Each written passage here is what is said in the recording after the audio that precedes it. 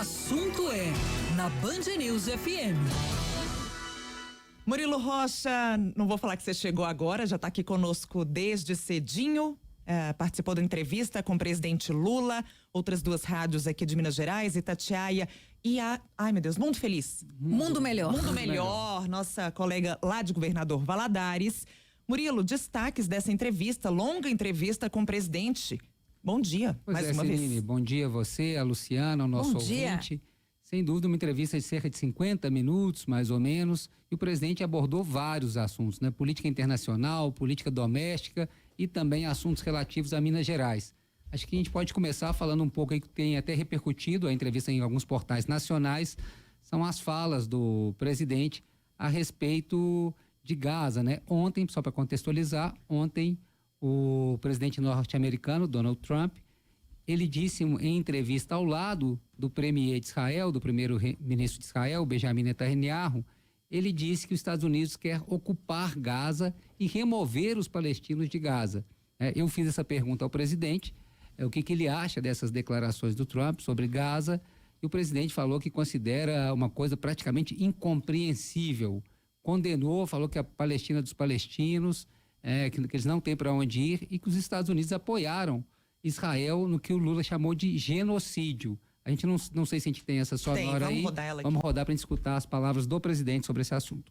Eu acho que as pessoas precisam parar de falar aquilo que lhe vem na cabeça e começar a falar aquilo que é razoável, para que a gente possa consolidar o processo de respeitabilidade no mundo, o processo democrático no mundo, o processo de que cada um manda no seu país, cada um governa no seu país, e vamos deixar os outros países em paz. O que aconteceu em Gaza foi um genocídio, e eu, sinceramente, não sei se os Estados Unidos, que faz parte de tudo isso, seria, o país. Quem tem que cuidar de Gaza são os palestinos. Ele também disse, Murilo, repercutiu a reunião, né, de Netanyahu com Trump. Vamos ouvir aqui mais um trechinho? Vamos ser franco uma coisa. Os Estados Unidos participou do incentivo a tudo que Israel fez na faixa de Gaza. Então não tem sentido o presidente dos Estados Unidos se reunir com o presidente dos Estados Unidos, de Israel, o Netanyahu, e dizer, olha, nós vamos ocupar Gaza e vamos recuperar Gaza e vamos morar em Gaza, e os palestinos vão para onde? Aonde que eles vão viver? Qual o país deles? Então é uma coisa praticamente incompreensível por qualquer ser humano. E aí, Murilo? Pois é, ainda sobre política internacional, Sinini, ele falou da questão das tarifas, né? Acho que foi o companheiro lá do Vale do Aço que questionou o presidente Lula sobre a possibilidade do Brasil ser tarifado, né? Tarifas mais altas aí pelos Estados Unidos, e o Lula respondeu que se o Brasil for tarifado, vai responder pela lei da reciprocidade, ou seja, vai também tarifar e aumentar as tarifas aí para os Estados Unidos. E aqui, nessa política internacional, ainda um assunto muito importante, muito caro aos mineiros, a questão da deportação, né? Que o Lula fala de repatriação. Ele falou que ele não usa o termo deportados, ele fala de repatriados. Ele condenou essas condições que os brasileiros vêm para, né, são deportados dos Estados Unidos para o Brasil, algemados e tudo mais, e anunciou algumas mudanças, né?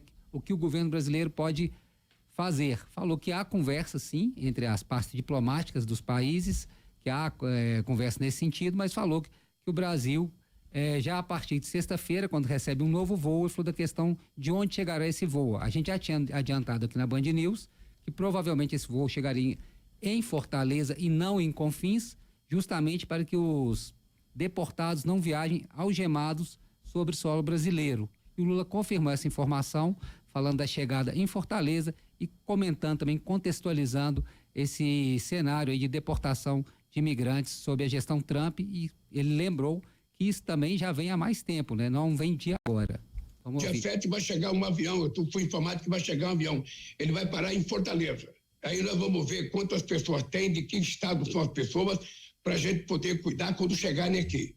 Eu acho que, inclusive, nós estamos conversando com o Itamaraty, com a Polícia Federal, para que a gente comece a ter todos esses dados lá em Louisiana, onde eles embarcam, para que a gente possa se preparar para recebê-los aqui e fazer com que eles cheguem no seu destino de origem. Só mais uma sonora relacionada a isso, ele diz especificamente sobre os acorrentados, né? Vamos ouvir. As pessoas estavam acorrentadas para descer do avião.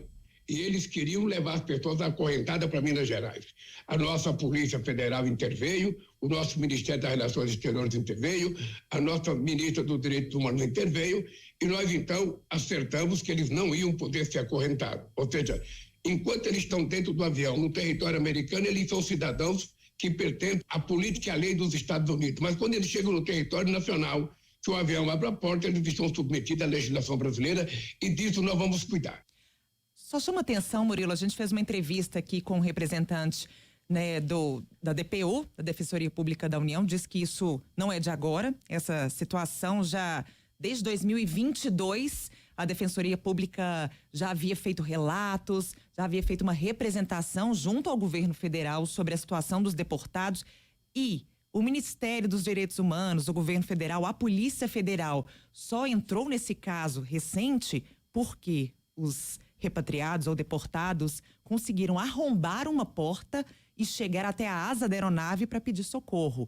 Se isso não tivesse sido feito, muito provavelmente toda essa crise não estaria aí, não teria sido estampada nas capas dos jornais. Exatamente, Sinine. O presidente Lula também creditou a um acordo que foi assinado pelo Temer em 2018, segundo ele, esse acordo que permitiu o que ele chamou de violações nessa questão das deportações. Agora, mudando para a política doméstica, falando aqui dos assuntos do Brasil, a gente abriu a entrevista fazendo a primeira pergunta justamente sobre a pauta do dia do brasileiro, que é a inflação. A gente falou sobre a inflação, principalmente inflação sobre combustível, serviços e alimentos, né? A gente destacou na pergunta essa questão que está muito caro, os alimentos na prateleira do supermercado, está tudo muito caro.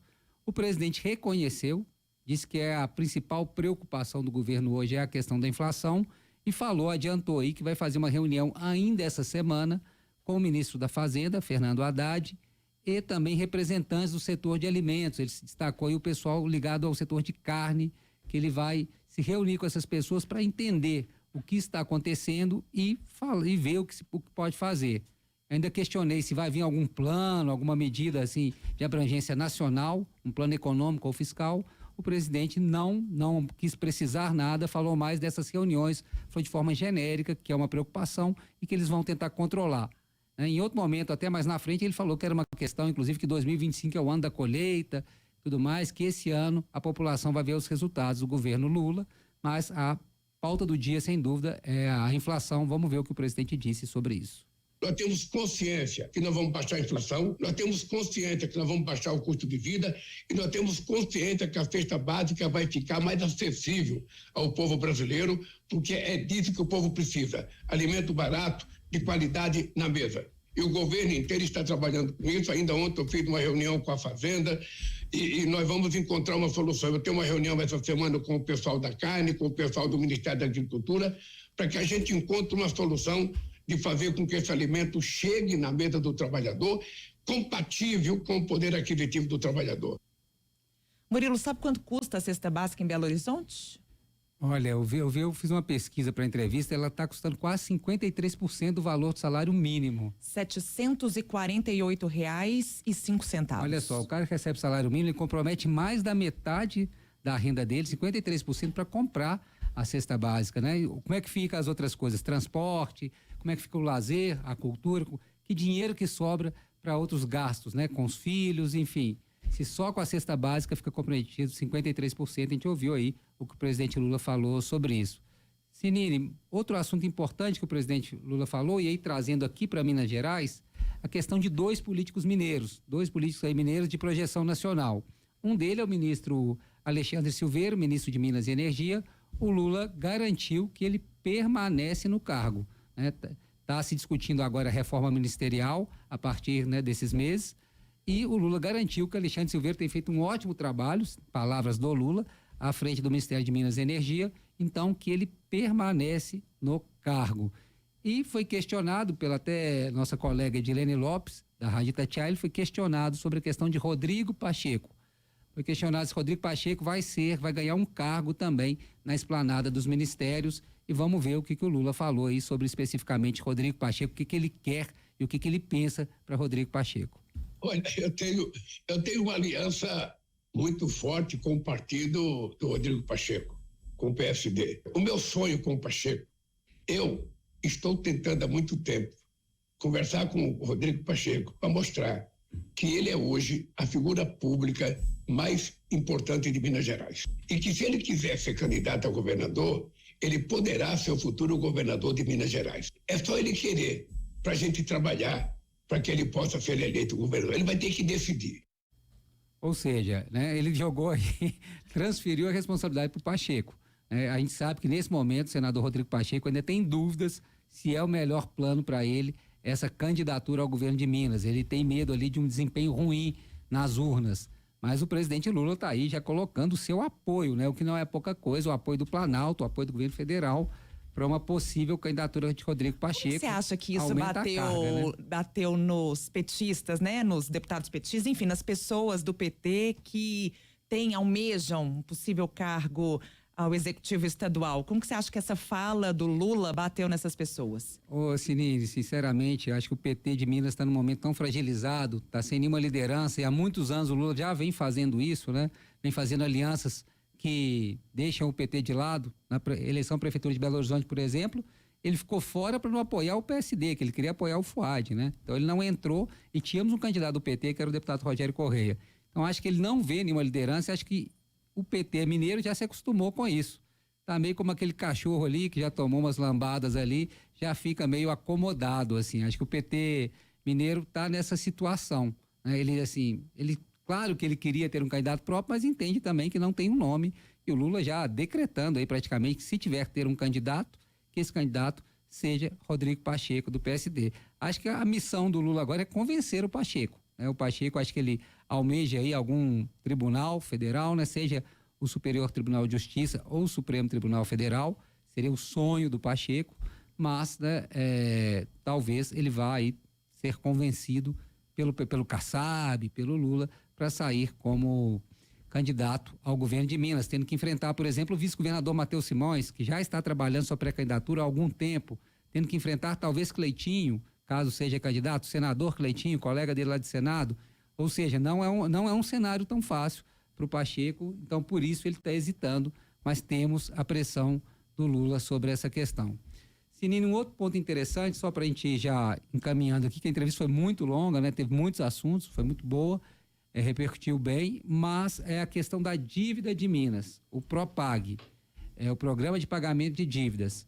O presidente Lula falou que o programa é muito bom para os estados, que ele vetou algumas partes, mas o programa continua bom, e falou que para Minas Gerais, então, que tem uma dívida de mais de 160 bilhões de reais, o programa seria a única saída aí, né? Que nunca Minas teve uma possibilidade tão boa de fazer acerto de contas, esse acerto de contas, palavra do presidente Lula. Ele evitou, isso me chamou a atenção, ele evitou qualquer crítica ao governador Romeu Zema, evitou adjetivações, falou que o governador Romeu Zema foi eleito pelo povo mineiro e que ele não iria criticar o governador Romeu Zema, como já fez recentemente uma troca de farpas aí pelas redes sociais, chamou o governador de ingrato e tudo mais. Ele evitou nacionalizar demais. Exatamente, ele não quis botar o Zema como um nome nacional, ele tipo assim, eu não estou dando tanta importância, foi o que ele quis passar, né, o recado. Será que já é Sidônio na área, dando orientações? Provável, né, não quis trazer o Zema para esse palco nacional.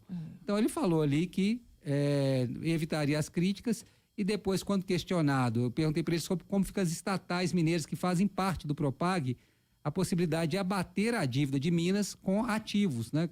E Minas tem 3 empresas aí, estatais muito interessantes, a Copasa, a CEMIG e a Codenge. E o Lula não descartou, ele falou que interessa, sim, que o governo federal vai analisar e que talvez seja melhor federalizar do que privatizar, que ele falou que não quer privatizar hipótese nenhuma, não quer que seja privatizada a CEMIG. Então ele disse que pode sim federalizar, né? E também dando entendimento, quando perguntado sobre a Codenge especificamente, que é sócia aí da extração de nióbio em Araxá, ou seja, tem uma receita bem alta a Codenge, ele falou que vai estudar, que tem um comitê do governo federal que vai estudar aí essa possibilidade, né? E assim, só para a gente finalizar mesmo, 381, que era o assunto da entrevista, que era, né, uma das pautas da entrevista. Tem só uma sonorinha dele sobre o PROPAG? Só um minutinho. PROPAG. Para mim é muito estranho, depois de fazer um acordo de uma dívida de 191 bilhões de reais, em que o Estado de Minas Gerais tinha dificuldade até de pagar a taxa de juros, a gente faz um acordo em que o Minas Gerais deixa de pagar o juro, e nós, no acordo, colocamos que 60% do que Minas não pagar deverá ser investido na educação, saneamento básico, habitação.